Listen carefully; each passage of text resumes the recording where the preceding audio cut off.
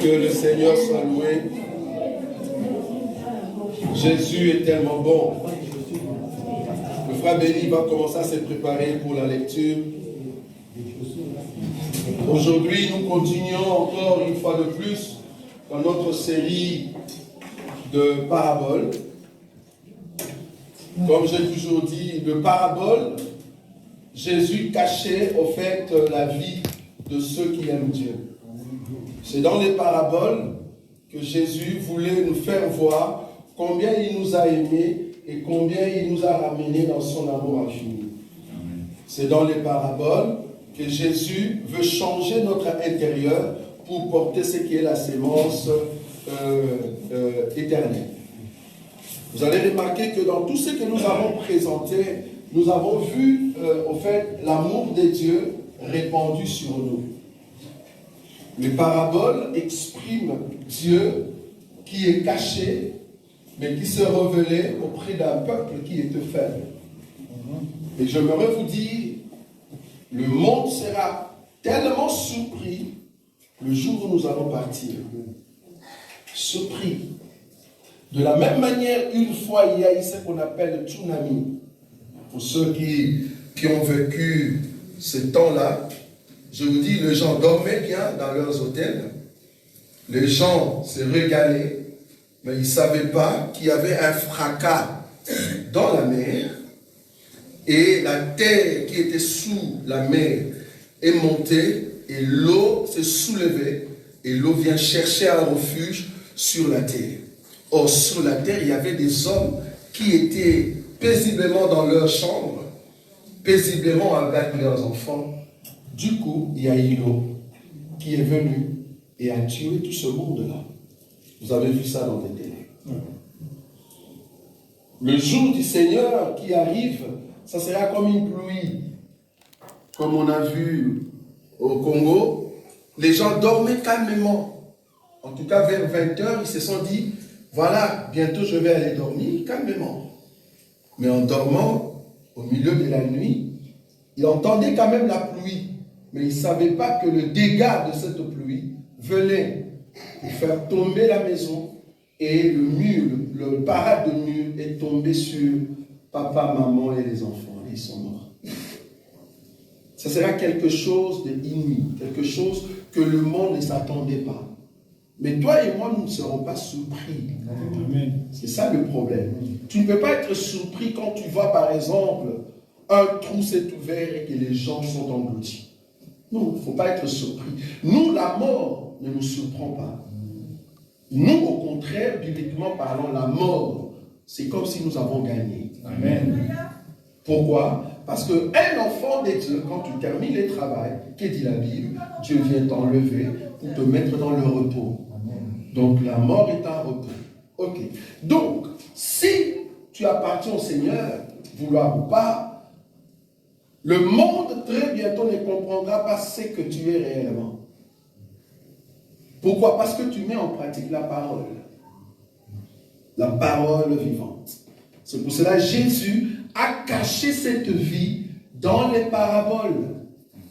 Remarquez le parabole que nous allons voir aujourd'hui, Matthieu. Matthieu chapitre 9, frère Denis. Matthieu chapitre 9, à partir du 13e verset jusqu'au 17e. Parabole de zoutre et d'habits. Parabole de zoutre et d'habits. Je lis au nom de Jésus-Christ. Amen.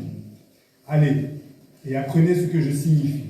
Je prends plaisir à la miséricorde et non au sacrifice, car je ne suis pas venu appeler des justes, mais des pécheurs.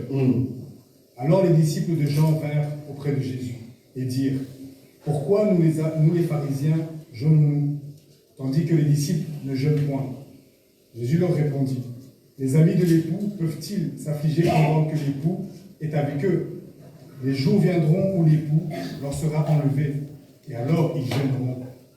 Personne ne met une pièce de drap neuf à un vieil habit, car elle apporterait une partie de l'habit et la déchirure serait pire.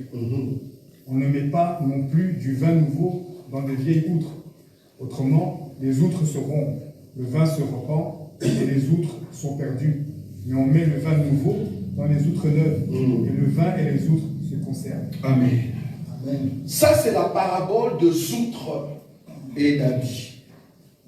Jésus-Christ va prendre cette parabole. Pourquoi? Parce que les disciples de Jean, comme eux, ils vivaient encore dans la loi, ils respectaient ce que Jean leur disait. Comprenez que Jean, c'est le dernier prophète qui est venu pour faire entrer le Seigneur de gloire, le dernier prophète du rang de Moshe, c'est-à-dire Moïse. C'est par Jean, étant une charnière, il ouvre la porte pour que le Seigneur commence au fait de sa mission du temps de la grâce. Alors les disciples qui étaient avec Jean, ils ont vu que les disciples de Jésus ne jeûnaient pas. Or, le jeûne ici mentionné dans le livre de Matthieu, c'était un jeûne au fait que la loi de Moïse avait stipulé. En d'autres termes, c'était une loi en Israël. Pendant ces temps-là, il fallait jeûner. Mais comment se fait-il, toi, avec tes disciples, vous avez changé cette loi? En d'autres termes, nous on jeûne, mais tes disciples ne jeûnent pas. C'est là-bas que Jésus vient maintenant ramener ce qu'on appelle la parabole de outres et d'habits. Dans cette parabole, je prends d'abord la première partie. La première partie, il dit ceci. Le verset 15. Jésus leur répondit, les amis de l'époux, peuvent-ils s'affliger pendant que l'époux est avec eux? Le jour viendront où l'époux leur sera enlevé, et alors ils jeûneront. Là, il parlait de sa mort, il parlait quand le Seigneur va monter, alors les temps de gémissement viendront. Jésus parlait du cas de jeûne, parce que le jeûne veut dire quoi? S'abandonner, tuer, amortir son corps, vous voyez, amortir son corps pour une cause. Or, les disciples des gens le faisaient pour l'Éternel. Jésus ici, sa réponse veut dire, les disciples, mes disciples à moi, pour les moments, ils ne peuvent pas encore amortir leur corps. Ils vont attendre jusqu'à ce que le pouls leur sera enlevé. Alors c'est là-bas qu'ils vont être en fait mis aux épreuves. Parce que le jeûne, en réalité, ce sont des épreuves. Donc, étant donné que Jésus était encore là, il devait d'abord enseigner. Et après l'enseignement, viendront les épreuves. Maintenant, il va prendre cette parabole. Vous allez comprendre qu'il y a beaucoup de choses cachées dans cette parabole. Il va dire ceci. Le verset 16. Personne ne met une pièce de drap neuf à un vieil habit, sans pour autant contredire Jésus. Jésus appelle le disciple de Jean de vieil habit. Lui, au fait, étant le morceau des draps neuf. Pourquoi neuf? Parce qu'avant Jésus, tout le monde marchait avec un habit ancien de la loi. C'était la loi de Moïse qui régnait. C'était un habit que tout le monde doit respecter. Tu dois respecter en fait l'habit qu'on appelle le Moïse. Parce que comme vous le savez, en Israël jusqu'à aujourd'hui, les deux grands prophètes qui ont ramené en tout cas la parole du Seigneur, c'est Moïse et le Seigneur. Moïse étant le grand frère, Jésus étant le petit frère. Quand je dis petit frère, je fais allusion au temps. Je ne parle pas Jésus-Christ, non, je dis Jésus. Donc ici, le drap ancien n'est rien d'autre que Moïse. Alors vous tous, disciples des gens, vous avez encore les draps de Moïse, un drap ancien. Mais moi, je suis un drap nouveau. Alors en vous regardant, je ne saurais pas prendre, moi qui suis un drap nouveau, venir entrer dans votre habit, votre manière de vivre, style de vie. Parce qu'un morceau de drap veut dire style de vie, habitude, comportement, la façon de vivre. Donc vous êtes encore dans votre ancienne vie. Or, moi étant une nouvelle vie, je ne peux pas, en fait, vous donner cette vie. C'est pour cela, au lieu de chercher de vieil habit que vous êtes, j'ai cherché ce nouveau ici, ce petit ici. En d'autres termes, les disciples. Le morceau des draps veut dire l'enseignement. On est d'accord. C'est un enseignement qui est venu pour faire sortir l'homme du péché. Remarquez que la loi de Moïse n'a pas sauvé le peuple. La loi de Moïse n'a pas donné la vie au peuple. Il fallait amener un nouveau drap. Le nouveau drap ici, c'est notre Seigneur. Amen. Dans nos vies, si tu veux, en tout cas, avoir un habit éclatant, il ne faut pas remplacer un habit ancien là où il y a un habit nouveau. Parce que vouloir ou pas, à chaque fois que tu bouges, tellement qu'un habit n'est plus fort, ça se déchire. Si tu veux fermer un trou de ton habit, mets au fait un habit nouveau, ou un tissu, un morceau nouveau. Très important. C'est ce que Jésus voulait dire. Là, on comprend que c'est l'enseignement. L'enseignement nouveau vient pour ceux qui sont nouveaux. Amen. Pas pour ceux qui sont anciens. En d'autres termes, il voulait dire, enlevez au fait la façon de voir dans Moïse. Prenez ce qui est le nouveau drap. Changez-vous et mettez cet habit. Vous voyez? Je prends maintenant la deuxième partie. Là, maintenant, il descend dans le verset. Ce que j'ai aimé dans le verset 16, il dit, car elle emporterait une partie de l'habit, qu'elle a dit habit ancien, et la déchirure serait pire. C'est ce que j'ai dit tout à l'heure. Mais remarquez le verset 17. On ne met pas non plus du vin nouveau dans de vieilles outres. Dans de vieilles outres. Pourquoi? Autrement, les outres se rompent. Les outres se rompent. Le vin se répand et les outres sont perdues. Mais on met le vin nouveau dans des outres neuves et le vin et les outres se conservent. Ok. Pour ceux qui ne savent pas, pour nous qui sommes de cette génération, c'est lui qui a inventé la bouteille. C'est quoi une bouteille? Une bouteille, c'est en fait un récipient fabriqué en base de verre ou de pierre cristallisée. Pour ceux qui ne connaissent pas la définition d'une bouteille. La bouteille, au fait, est conçue pour concevoir soit l'air ou soit une matière liquide à l'intérieur. Et on l'a conçu de sorte qu'il n'y ait pas de trou pour que le liquide ne sorte pas. Or, l'inventeur de la bouteille a eu cette idée à partir de l'Antiquité. Comment? Dans l'Antiquité, il n'y avait pas encore la découverte de pierres cristallisées. Alors, il se servait des outres. Il se servait des outres comme une bouteille. C'est quoi des outres? Ben, des outres, c'était de peau d'animal qu'on a arraché. En d'autres termes, il faut tuer cet animal. Là, je prêche déjà. Il faut tuer cet animal. Son sang est versé. Vous prenez maintenant la peau de cet animal. Vous le laissez sous le soleil. Vous voyez ça? Vous le laissez sous le soleil. Et quand la peau, tout ce qui était le sang est parti, alors vous prenez la peau, vous allez le coudre. Et quand vous êtes en train de le coudre, faites de sorte qu'il n'y ait pas de trous. Pour éviter le trou, qu'est-ce qu'ils font? Ils vont mettre une matière grasseuse. Cette matière s'appelle pois. Je ne sais pas si vous vous rappelez de Noé. Vous voyez Noé, quand il a construit l'arche, la Bible dit, il a mis du bois. Bois, c'est en fait une sorte de résine, une sorte de colle, alors comme ça. Une sorte de colle qu'on met sur le bois pour éviter que quand il y a des trous, que l'eau ne passe pas. Et le bois en question, une forme de goudron qu'on mettait sur l'arche, quand le Seigneur va faire pleuvoir, au fait la pluie, comme ça l'eau n'entre pas dans l'arche. Parce qu'en réalité, pour ceux qui ne savent pas, bon, nous ici dans cet évangile, nous le savons, Dieu a fait pleuvoir la pluie pendant 40 jours et 40 nuits, mais Noé n'est pas resté dans l'arche 40 jours et 40 nuits.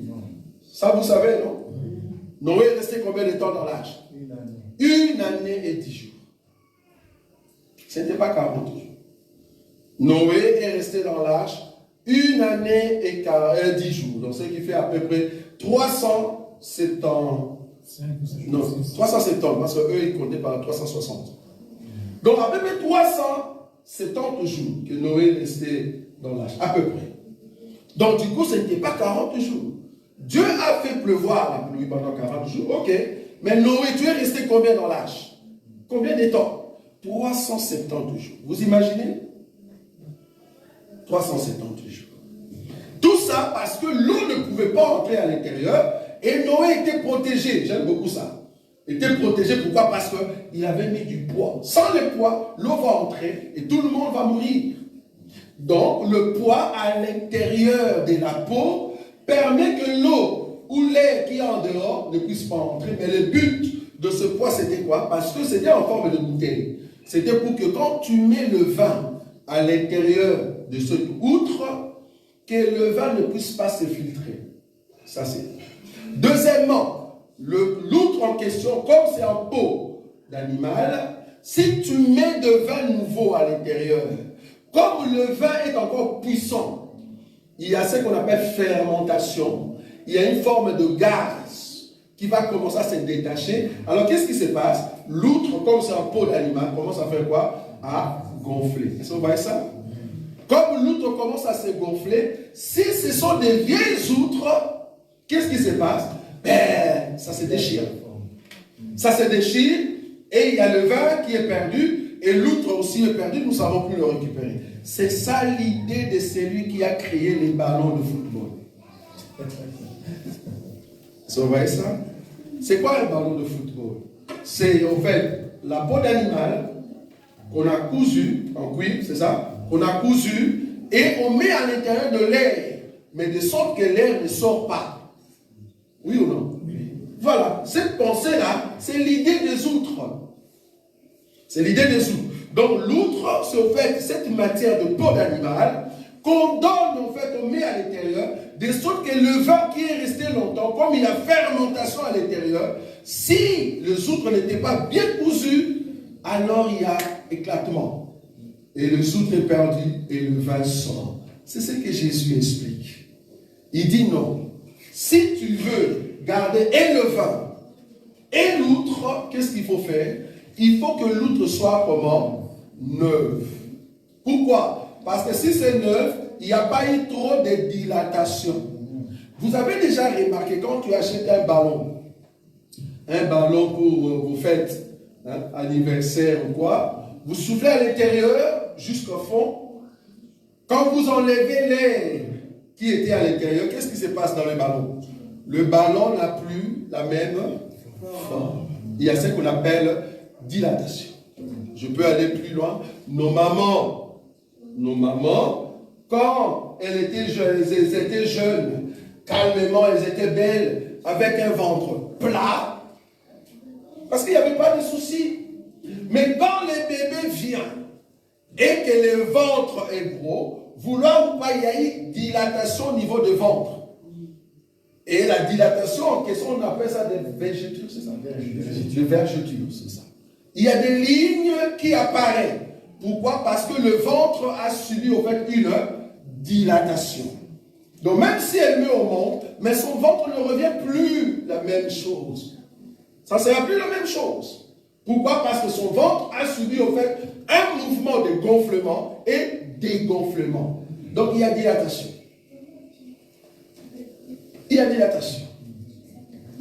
Donc vous les jeunes garçons qui disaient ah non ben moi j'aime pas les filles qui ont des vergetures, comprenez que de vergetures vient parce qu'il y a des gonflements. Ou c'est peut-être la personne a grossi et à un moment la personne rétrécit. Le fait de grossir, c'est comme si on avait mis l'air, et le fait de se rétrécir, il y aura toujours des vergetures. Donc c'est par rapport au mouvement de gonfler et dégonfler qu'il y a eu ce qu'on appelle dilatation. C'est la même chose avec les outres. Alors Jésus a compris cela. Il y a eu maintenant cette manière de voir dans la physique que le Seigneur va dire non, si on met de vin nouveau, tellement que c'est puissant en ce qui concerne la fermentation, si tu le mets à l'intérieur, vu que le temps de la fermentation va prendre du temps, ben le soutre, si elle avait déjà subi d'autres quantité de vin à l'intérieur, ben, tellement que le vin est puissant, il y aura quoi? Éclatement. Donc c'est mieux de mettre le vin nouveau dans le outre nouvelle. Pourquoi? Parce que ça tient fort. Personne au fait n'a encore mis de vin à l'intérieur. Là ça tient. C'est ça au fait la parabole. Mais ça veut dire quoi? Ça veut dire quoi? Or dans la Bible, je vais prendre une écriture. Je vais d'abord expliquer ce qu'on appelle le vin. Actes des apôtres. Actes des apôtres chapitre 2. Frère béni. Je prends Actes des apôtres chapitre 2. Je vais expliquer c'est quoi le vin. Alors, Actes des apôtres chapitre 2.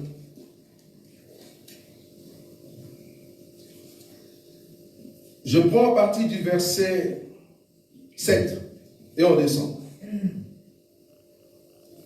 Ils étaient tous dans l'étonnement et la surprise. Et ils se disent les uns aux autres, voici ces gens qui parlent, ne sont-ils pas des Galiléens? Et comment les entendons-nous dans notre propre langue à chacun, dans notre langue maternelle? Partez, Médès, Alamites, ceux qui habitent la Mésopotamie, la Judée, la Cappadoce, le Pont, l'Asie, la Phrygie, la Pamphylie, l'Égypte, le territoire de la Libye voisine de Cyrène, et ceux qui sont venus de Rome, juifs et prosélytes, crétois et arabes. Comment les entendons-nous parler dans nos langues des merveilles de Dieu? Et ils étaient tous dans l'étonnement, et ne sachant que penser, ils se disaient les uns aux autres, que veut dire ceci? Mais d'autres se moquaient et disaient, ils sont pleins de vin doux. Ils sont pleins de vin doux. C'est-à-dire un nouveau vin. Ça va? Oui, le verset 14. Alors Pierre, se présentant avec les 11, éleva la voix et leur parla en ces termes. Hommes juifs, et vous tous qui séjournez à Jérusalem, sachez ceci, et prêtez l'oreille à mes paroles. 15. Ces gens ne sont pas ivres, comme vous le supposez, car c'est la 3e heure du jour. Merci beaucoup. Ici, nous voyons un mouvement. Le mouvement, c'était quoi? C'était que le Saint-Esprit, la première fois, est venu descendre sur des corps. Mais remarquez que ce corps, ces vases, ou ces outres, ou ces hommes, ils devaient d'abord être nettoyés, purifiés par l'enseignement pendant 3 ans. Ils ont reçu l'enseignement de Christ pendant 3 ans. Jésus savait que s'ils ne reçoivent pas l'enseignement, alors le Saint-Esprit ne viendra pas dans leur vie. Il fallait qu'ils reçoivent d'abord l'enseignement. Pourquoi? Parce que c'est l'enseignement qui brise le cœur de l'homme. C'est l'enseignement.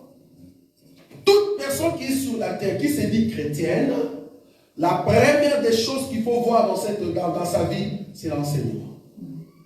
Si tu es chrétien, tu suis Christ, la première des choses qu'on doit voir chez toi, c'est l'enseignement. Ce n'est pas le fait, je vais à l'église. Tout le monde peut aller à l'église. Même les magiciens. Moi, j'ai vu des magiciens venir. Bon, je viens ici pour louer les grands maîtres. Il n'appelle même pas Jésus. Il n'appelle même pas Jésus. Il dit, je viens ici louer les grands maîtres. Mais il est parti à l'église. Mais c'est un magicien. Nous avons vu des gens qui se disent église de noir. Je ne sais pas si vous connaissez ça. Hein, parce que ces gens-là, ils disent que Dieu a créé 4 races. Et dans chaque race, Dieu a envoyé un prophète. Il dit, ah, chez les Chinois, Dieu leur a envoyé leur prophète. Il s'appelle Bouddha. C'est ce qu'ils ont dit. Et chez le blanc, Dieu a envoyé leur prophète. Il s'appelle Jésus. Ok. Chez les Noirs, ils ont créé. Entre chez les Noirs, je ne sais pas. Parce que les autres avaient un prophète. Mais chez les Noirs, il y a du coup 4, 5. Bon, déjà, c'est un des autres. Chez les Noirs. Et puis chez le Rouge, ils ont créé, je ne sais pas, il s'appelle comment? Quelque chose comme Shiva. Comment il s'appelle comment? Shiva. J'ai dit, bon, si chez le rouge, c'est-à-dire les Indiens, il y a Shiva, chez les blancs, vous avez dit que c'est Jésus, et que chez le chinois, vous avez dit c'est Bouddha, et que chez nous, il y a 2 ou 3. Et qui est Mahomet? Bon, Mahomet, c'est qui? C'est les dieux de Métis, alors. Parce que là-bas, il y a un mélange. Parce que la source des Arabes, vouloir ou pas, à l'intérieur, il y a aussi l'ADN des Noirs. Donc, du coup, Mahomet, c'est en fait la race des Métis. Mais le grand problème avec tout ce prophète, là où nous disons que ça ne sera pas conforme à nos Écritures, quand on m'a présenté tous ces prophètes, je voulais savoir quel est le prophète qui est vivant jusqu'à aujourd'hui. C'est ça qui est très important. Parce que si tous les prophètes vont mourir comme moi, à quoi bon ils sont prophètes? Il me faut un prophète qui ne meurt pas, qui est capable de vaincre la mort. Là, je vais l'appeler prophète. Alors là, il n'est pas prophète majeur. Parce qu'un grand prophète que moi je dois suivre comme guide, ben c'est lui qui doit me montrer le chemin. D'abord, il me montre le chemin de quitter le ciel. Il vient sur la terre. Deuxièmement, il marche sur la terre. Troisièmement, il entre sous la terre. Et quatrièmement, il sort. Et puis il rentre. Je dis, waouh, ça c'est un prophète. Si vous me montrez un tel prophète, je vais le suivre. Du coup, les autres sont tombés. Il a resté seulement Jésus. Lui qui est venu du ciel, il a marché sur terre, il est entré sous la terre, il est sorti et il est monté. Le seul prophète digne de suivre, c'est lui. Amen. Parce qu'il nous montre le chemin, vous voyez. Amen. Donc du coup, tous les prophètes tombent. Et malheureusement, pour ceux qui ne savent pas, quelqu'un nous a dit que Jésus était blanc. En tout cas, quelqu'un nous a dit ça. Et du coup, il y a un gars de la Russie. Bon, je ne sais pas pourquoi je l'aime, mais il est méchant, mais je l'aime. Le monsieur de la Russie est venu dire non, les Jésus qu'on vous a présenté qui était blanc, c'est faux. Voilà le vrai Jésus. Et puis il nous a montré un Jésus noir. Il a la face d'un moukongo. C'est bizarre. Poutine a montré au fait, parce qu'eux ils sont de l'église orthodoxe. L'église orthodoxe nous a montré un Jésus noir. Et Poutine va nous enlever, va prendre au fait, on dit que c'est vrai, parce que pour lui, donc, le monde de demain va prendre la croissance par les Noirs. Il nous prend la vidéo où le pape, le Père Saint de chez les autres, où le pape Père Saint est à genoux et il embrasse les pieds des Noirs. Vous avez vu ça? Oui. Et lui, il dit, voilà, c'est ça qui prouve que vouloir ou pas, demain, le monde va prendre de la croissance avec le monde des Noirs, c'est-à-dire l'Afrique. C'est pour cela, qu'est-ce qu'il fait dans sa politique? Remarquez, il va prendre, au fait, le pays de l'Afrique pour le mettre ensemble dans leur, ce qu'on appelle le BRICS. BRICS. Et j'ai appris, si vous ne savez pas, BRICS a mis en place une monnaie. En tout cas, j'ai appris. Une monnaie, c'est ça, non? Qui dit la monnaie en question, parce que vouloir ou pas, si la monnaie de franc français était puissante, c'est parce que sous la monnaie de franc française, il y avait ce qu'on appelle franc CFA. Et la franc CFA, au fait, payait des montants auprès de la France. Et c'est ce qui donnait la force, en fait, auprès de la monnaie française. Et les héros, soi-disant, les héros est fort par rapport aux dettes des Africains envers l'Europe. Et là maintenant, du coup, les Africains ne veulent plus. Il y a Burkina Faso, Afrique du Sud, Niger, je crois. Niger. Et puis du coup, il dit, non, nous ne voulons plus. Et puis qu'est-ce qui se passe? On voit un déclin au niveau de la monnaie qu'on appelle euro. Et j'aimerais vous dire que ce soit le euro ou les dollars va chuter très bientôt. Parce qu'il faut que cet homme vienne avec une autre monnaie. Il va venir avec une autre monnaie qui sera puissant. Mais puissant par qui? Par les coltans, par l'or, le pétrole. Parce que quand nous parlons de pétrole, vous savez que le pays ou les pays qui possèdent le pétrole, ce sont les pays arabes. Ça, nous le savons. Mais le peuple qui possède de richesses sous la terre, c'est vraiment l'Afrique.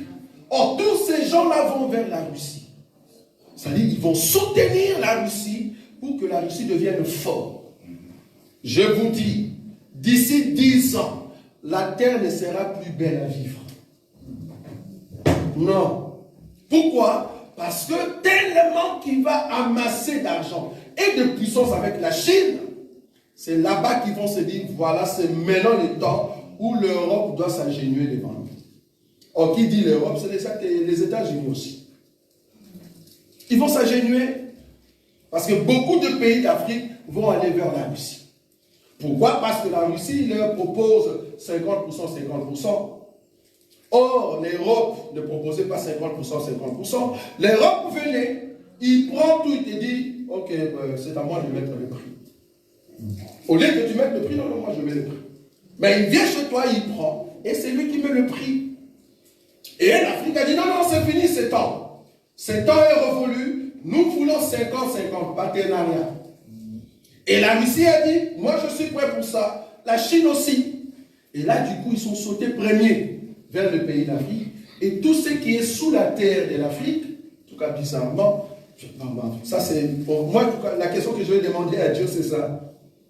Comment se fait-il des pays qui n'ont pas quelque chose sous la terre, mais ils sont organisés, mais nous avons quelque chose sous la terre, mais nous ne sommes pas organisés. Qu'est-ce qui s'est passé?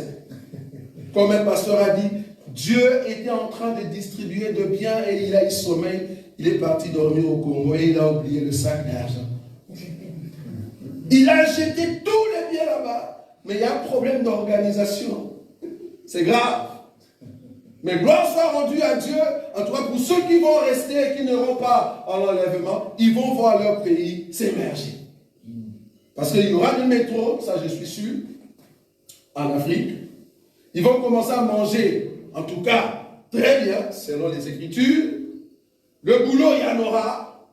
Parce que beaucoup de sociétés qui allaient vers la Chine, je ne sais pas, en tout cas dans ma génération, comme moi, je grandissais, quand on voyait un Chinois, on disait c'est un pauvre.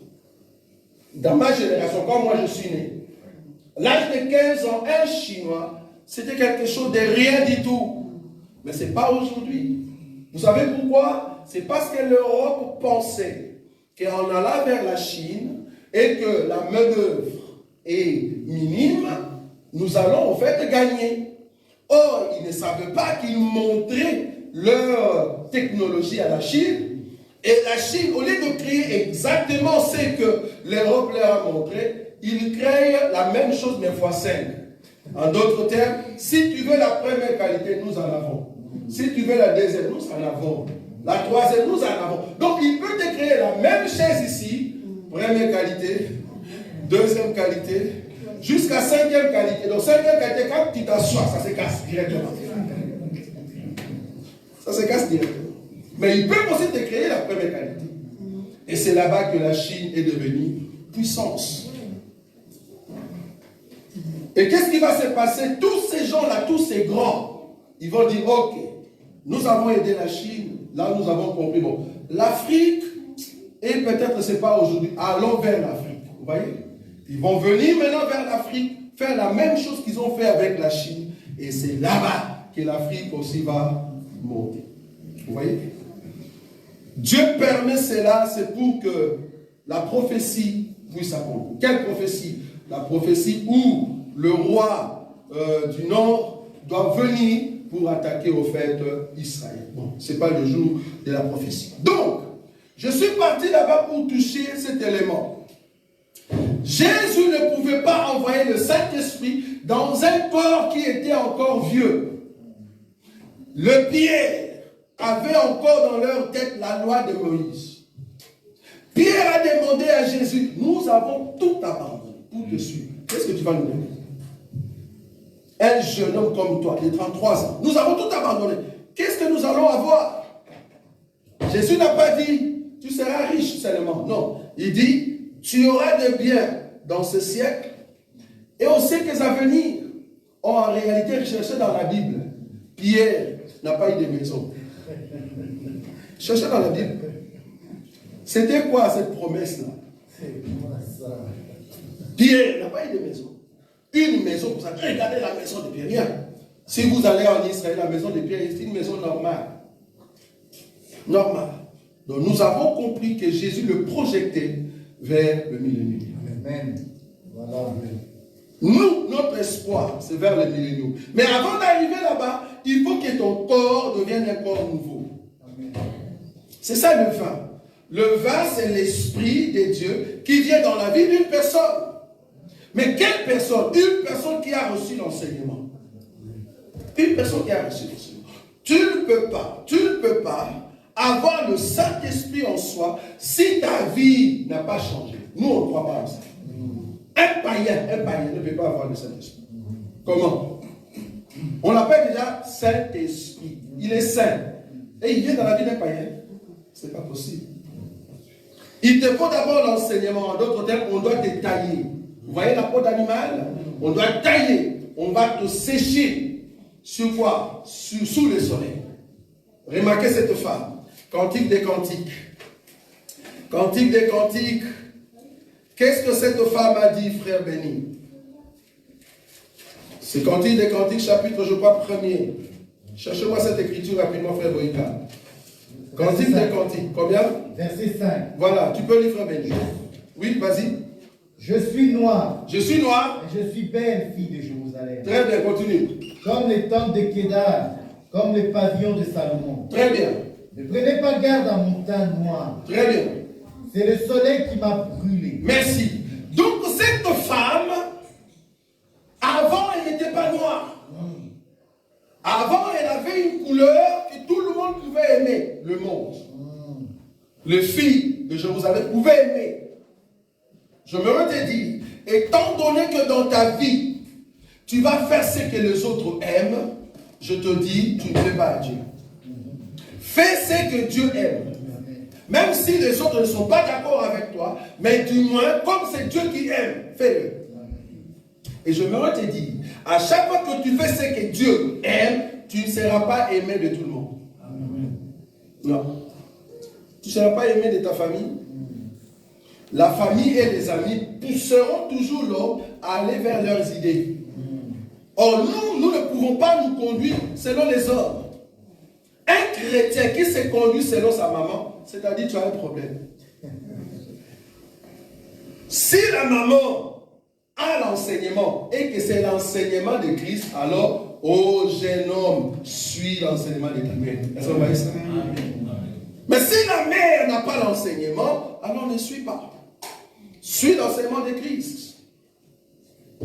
La Bible dit que cette femme avait une autre couleur et c'est le soleil qui l'a brûlée. En d'autres termes, elle s'est laissée entre le mains du soleil. Le soleil change ma couleur. Or, le soleil de la justice est notre Seigneur Jésus-Christ. Il vient dans nos vies pour enlever l'impureté, de changer notre intérieur, pour nous donner la couleur que le soleil veut. Passer dans les brisements, dans la souffrance. Et c'est là-bas que nous rencontrons le Seigneur. Donc du coup, la peau doit être sous le soleil. Comme ça, tout ce qui était le sang et l'eau partent. Alors, le Seigneur lui-même viendra couper la peau en question pour donner la forme. Je répète, pour faire une outre, la peau qu'on avait enlevée dans l'animal, on le laisse sous le soleil, c'est-à-dire on passe par des brisements. Le Seigneur te brise à fond. Et après lui-même, il vient maintenant couper pour donner la forme à la bouteille. Amen. Quand je parle de couper pour donner la forme, je parle de l'extérieur de l'homme. Tu ne peux pas être chrétien, mais tu as des piercings. Là, il n'y a pas d'amen, James. Un chrétien, tu es chrétien, tu pries Jésus, mais tu as des piercings. Ça ne va pas? Un chrétien, tu es vraiment chrétien, tu as accepté le Seigneur, tu es transformé, tu es vraiment parti là où on fait des tatous. Mets-moi la face de Jésus, même Jésus est en colère. Même si tu dis Jésus-Christ est saint, tu dis je suis fort. Fort, tu montres ça. Oui, Jésus est en colère. Même si tu écris sur ton dos au nom du Père et du Fils et du Saint-Esprit, si tu écris sur les dos au nom du Père et du Fils et du Saint-Esprit, si tu es ma femme, je t'épouse, je dis qui est ce Père? Je vais le savoir. Tu ne peux pas me montrer ton Père sous le dos. Ah non, c'est Dieu. Non, je ne suis pas d'accord. Dieu nous interdit, étant chrétien, d'aller faire des tatous. Oui. Amen. Je comprends quand tu étais dans le monde. Ça, c'est autre chose. Voilà. Quand tu étais dans le monde, je comprends. Je suis d'accord. On était dans le monde, on a fait des choses qui étaient bizarres. Voilà. On n'avait pas encore l'enseignement. Voilà. Donc, un chrétien peut avoir des tatous. Mais un chrétien ne peut pas aller se faire tatouer. Est-ce que vous voyez la nuance? Donc, j'étais païen. Oui, je viens en Christ Jésus, mais je viens avec mes tatous. Et qu'est-ce que je fais? Mais je le fais. Il ne faut pas nous montrer ça. Il ne faut pas nous montrer, tu mets ici aigle. Et puis tu vas dans Basic Fit, voilà, tu nous montres tes tatous, comme c'est dans le look de tout le monde. Jésus doit te couper pour te donner la force. Il doit enlever des tatous, frère. Il doit enlever des tatous. Un frère en Christ, laisse que je puisse frapper là. Un frère ne peut pas avoir des locks. Amen. Vous voyez des locks? Amen. Ne nous dis pas que non, j'ai l'esprit de Samson. Voilà. J'ai des locks, l'esprit de Samson. Non. Un frère en Christ, j'ai bien dit en Christ. C'est pas que tu viens dans le monde. Non. En Christ, tu es déjà en Christ et Jésus. Tu ne peux pas faire ça sur ta tête. Non. Non. Il faut cacher ton corps pur. Car le Saint-Esprit habite dans un corps qui est saint. Amen. Le Saint-Esprit en toi te ramène dans ce qui est saint. Une sœur en Christ ne peut pas mettre de mini-jupe. Je suis désolé. En tout cas, il n'y a personne dans cet évangile qui a besoin de voir tes cuisses. Personne. Ton corps, ton ventre, tes cuisses, c'est pour ton mari. Dieu t'a donné ce beau corps pour ton mari. Ce n'est pas pour les frères qui sont ici. Le jour où tu vas trouver ton mari, c'est bon. Mais en tout cas, ce n'est pas pour l'église. Une sœur en Christ, comme je dis, c'est interdit. Remarquez, il y a d'autres sœurs en Christ. Quand tu lui parles, il dit Amen. Amen. Il dit Amen, c'est parce qu'il a du piercing sur sa langue. Donc tu dis Amen, Amen. Tu fermes la bouche parce qu'il y a du piercing à l'intérieur. Le jour où nous allons t'attraper, avec des Amen, comme si tu as avalé les crocodiles. Amen. Comme si tu étais la paix. Et je t'ai scandalisé quand la sœur commençait maintenant à se chamailler. C'est là-bas qu'elle a ouvert la bouche. Il y avait un truc, comment on dit ça, piercing au niveau de sa langue. Donc c'est ça qui l'empêche de bien parler Amen. Mais quand elle a commencé à crier, c'est là-bas que ça sort. Toi-même, tu sais l'esprit qui t'a animé d'aller mettre des piercings là-bas. Toi-même, tu sais. Une sœur en Christ, je frappe très fort. Je dis, je ne sais pas pourquoi je suis là-bas. Beaucoup ne vont pas bien dormir. Parce qu'il faut que Dieu nous taille. Une sœur en Christ ne peut pas avoir des ongles comme des chats. Vous voyez les ongles? J'ai envie de tuer une personne. Pourquoi tu mets ces ongles-là? Dieu t'a donné des ongles à toi. Tu es vraiment d'accord avec moi que ces ongles doivent pousser, je ne sais pas, comme des chats? Non. Et bizarrement, tout ce que le monde, le fils de Satan, le fils du diable, est-ce que vous savez qu'il y a des filles et des hommes du diable? Oui. Ça, vous savez? L'Écriture l'a dit. 1 Jean, on va lire. 1 Jean. 1 Jean, chapitre 3, le verset 8, frère. Qu'est-ce qu'il est dit là-bas? Celui qui pêche est du diable. Merci, continue. Car le diable pêche dès le commencement. Oui. Le Fils de Dieu apparut afin de détruire les œuvres du diable. Continue. Quiconque est né de Dieu ne pratique pas le péché. Quiconque est né de Dieu ne pratique pas le péché. Très bien, continue. Parce que la semence de Dieu demeure en lui. Très bien, continue. Il ne peut pécher parce qu'il est né de Dieu. Continue. C'est par là que se font reconnaître les enfants de Dieu et les enfants du diable. C'est pas moi qui ai dit. C'est par là que se font reconnaître les enfants de Dieu et les enfants du diable. Les diables aussi à ses enfants. Les diables à ses enfants. Je suis désolé de citer une de ses filles ici. Beyoncé. Rihanna. Ce sont des filles du diable. Un vrai fils du diable que tout le monde cite maintenant. P. Diddy. Vous connaissez P. Diddy? Rien que le nom est bizarre. Vous voyez des fils du diable?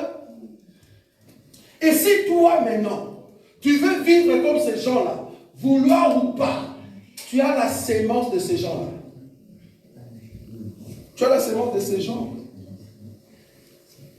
Bon, toi-même, tu voulais mettre des vernis sur tes doigts. Bizarrement, avant, tu mettais 5 doigts, même couleur. Et puis, du coup, il y a maintenant 4 couleurs rouges, l'autre couleur mauve. On ne sait pas la signification. On ne sait pas. Donc, tu mets vraiment des couleurs sur tes doigts. Là. Et puis, il y a 4 qui ont la couleur blanche. Et puis, l'autre vient couleur noire. Donne-nous la signification. C'est un Christ. C'est un Christ. Quand nous étions petits à l'âge de 5 ans, alors que nos mamans, à l'époque, moi je me rappelle, en tout cas ma maman, quand elle était encore païenne, elle avait l'habitude d'amener, comment on dit, de prières, pas maçonniques, mais exotériques, voilà. Elle faisait de prières exotériques pour ses enfants, et qu'est-ce qu'elle faisait? Elle ramenait, en fait, elle préparait la nourriture, parce qu'elle est de Kisangani, elle préparait la nourriture, et cette nourriture, qu'est-ce qu'elle fait? Elle achète de feuilles, et elle met chaque coin de la maison, elle met une petite quantité. Vous voyez? Une petite quantité de nourriture. Moi, je me rappelle, j'avais 5 ans, 6 ans. Une petite quantité. Et là, elle fait ça à 18 h. Vous vous réveillez le matin. C'est comme s'il y a eu des esprits qui l'ont mangé. Et il n'y en avait plus. Et je vous dis, quand vous n'avez plus la nourriture, nous étant petits, qu'est-ce qu'on disait? Waouh, donc l'argent va venir. Effectivement. Quand la nourriture est mangée la nuit, il y avait une sorte de marmite à l'entrée de la maison, là où on habitait, parce que moi j'habitais à Lemba, cité Salongo, et il y avait une marmite, et dans la marmite, il y avait une plante. Cette plante est en forme de tuberculeux, une plante tuberculeuse. Donc elle coupait le morceau, elle le mange, et elle prend un licuta, je ne sais pas si les gens de ma génération, un licuta, c'est une sorte d'insecte. Okay. Prenons un insecte. Elle prend un insecte, elle le met à l'intérieur de la marmite, elle sort. Quand elle revient, vous êtes surménagé avec des sacs d'argent. Vous ne savez pas d'où ça vient. Et nous, étant enfants, si tu demandes de l'argent, elle ne vous donne pas. Maintenant, qu'est-ce que moi je faisais? J'allais voler les 1 litre qui étaient dans la marmite. Il faut aller acheter des beignets. C'est pour ça que je dis, je ne crois pas en tout cas à l'envoûtement. Parce que si les 1 litre étaient envoûtés, j'allais déjà être parti depuis longtemps. Je ne crois pas. Moi, maintenant, comme la maman ne voulait pas me donner, parce que j'avais la tête de Ruben, quoi. Un petit bizarre. J'allais voler, en fait, de prendre ces 1 litre. Vous voyez? Et je le prenais, je pars, j'appelle mon petit frère, on va acheter des beignets. Mais jusqu'à présent, je suis vivant, je suis là. Et le fétiche en question n'a rien fait. Je suis toujours vivant. Cela prouve quoi? Cela prouve que quand tu es entre les mains de Satan, voulant ou pas, il peut toujours te donner la gloire comme les Beyoncé, les P.D.J. Mais à un moment, Satan ne peut pas te donner quelque chose gratuitement. Non. À un moment, il va réclamer. Quand il te demande, il te dit, je te donne un doigt, sache qu'il va te demander un bras. Ça, c'est l'ennemi. Ça, c'est l'ennemi. Alors, toi, un enfant de Dieu, tu ne peux pas copier ceux qui sont dans le monde.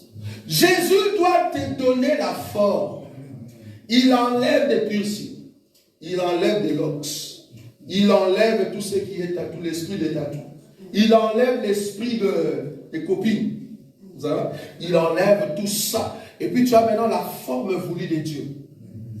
Et là, il commence à faire quoi? Il coudre. Vous voyez ça? Il commence à rassembler de bonnes choses en toi. Amen. Dieu doit amener des bonnes choses vers nous.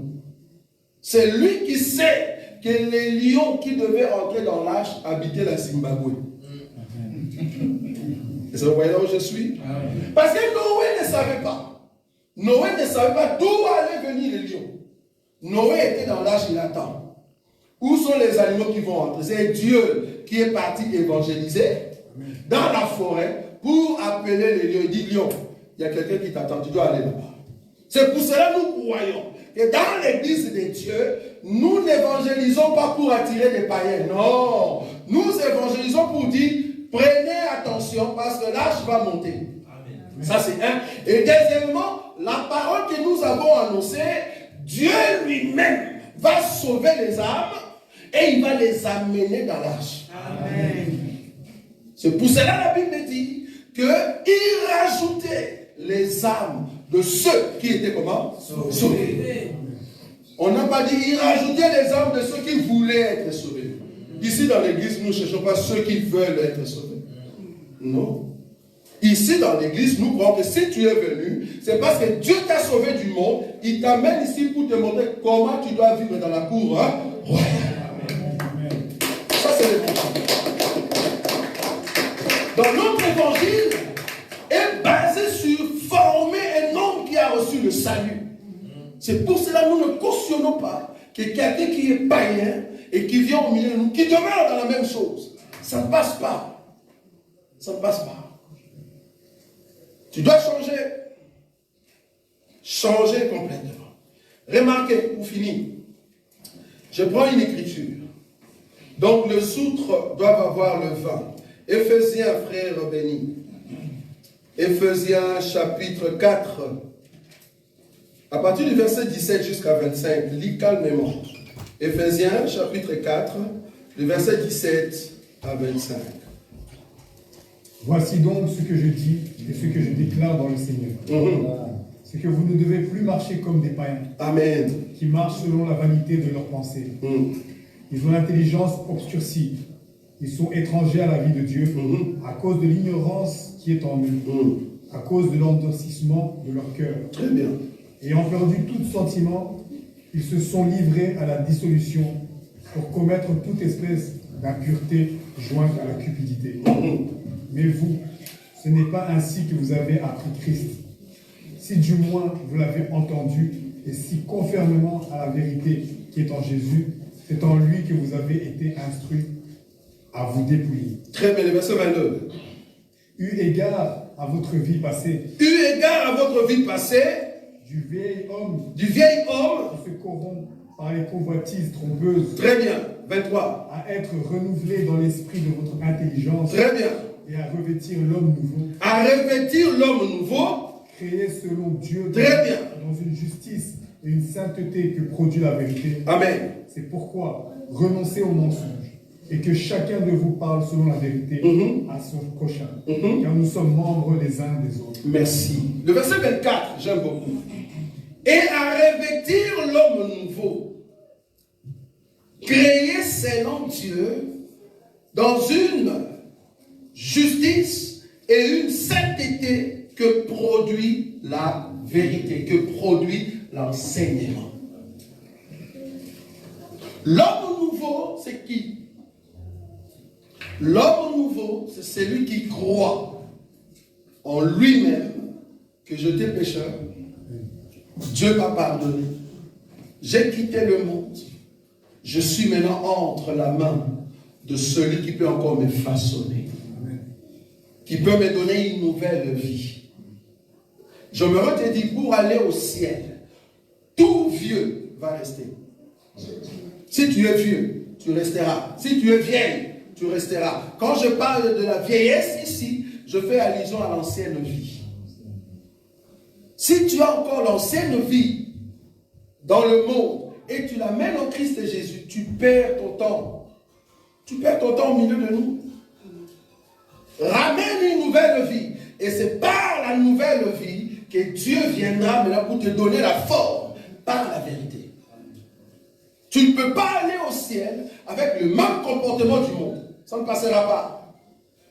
Car le Saint-Esprit qui est le vin, il vient habiter dans l'homme nouveau, le outre nouvelle. Pourquoi? Parce que quand il y a fermentation, tu résistes.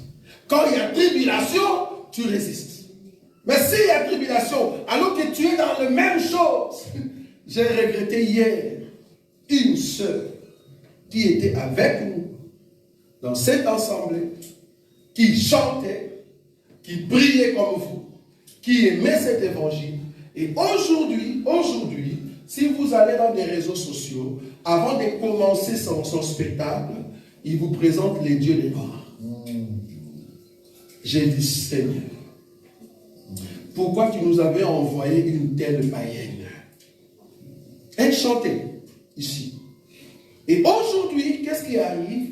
Elle présente d'abord la puissance, soi-disant la lumière, parce qu'elles sont dans la lumière maintenant, avec d'autres dieux ou d'autres ancêtres qu'on appelle qui pas vite. Rien que les nôtres. Je me dis, pourquoi les dieux du Congo sont toujours à Congo? C'est grave. Je ne suis pas contre Bakongo. Moi-même, j'ai vécu au Bazaï. Mais bizarrement, les dieux du Congo, c'est toujours Bakongo. Bon, je comprends que c'est par rapport au royaume Congo. Et les royaumes qui étaient à côté de Nigeria, c'est comment là? C'est comment? Ah non, ben nous prenons maintenant Kipavita.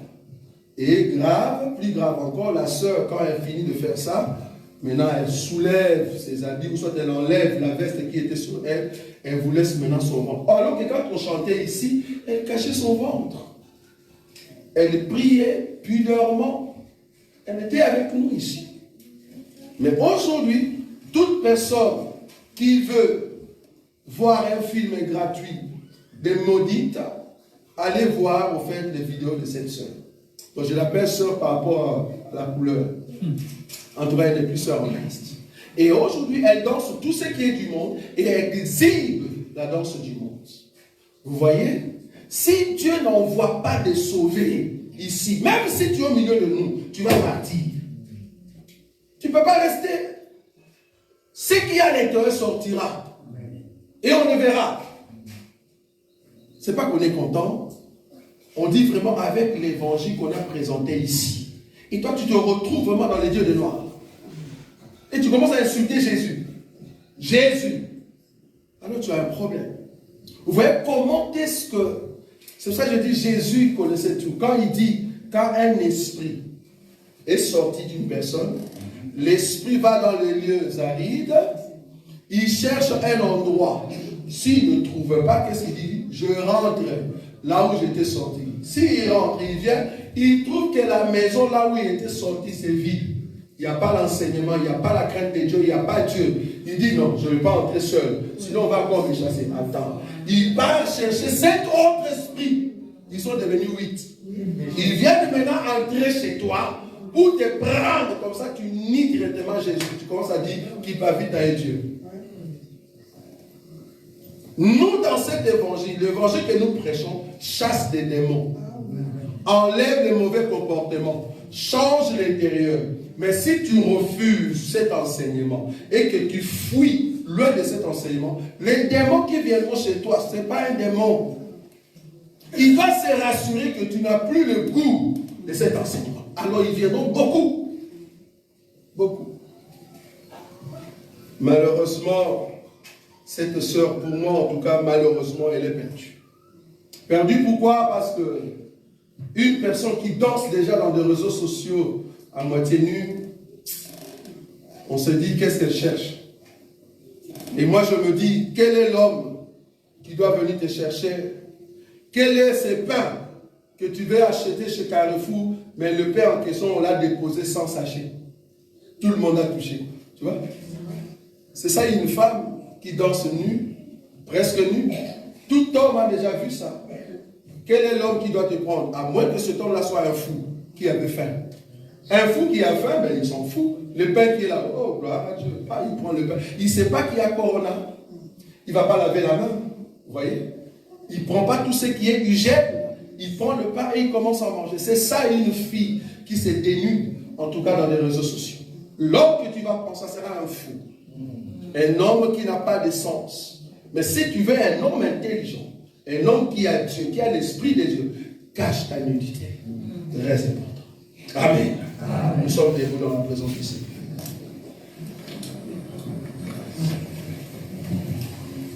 Oh, nous voulons enlever le vieil homme en nous. Le vieil homme en nous ne peut pas continuer. Nous devons garder la pureté. On ne peut pas montrer nos corps au monde. Car Jésus nous a sauvés pour enlever la pureté. Nous avons le Saint-Esprit à l'intérieur parce que Dieu nous a formés. Il nous a donné la forme voulue par lui-même.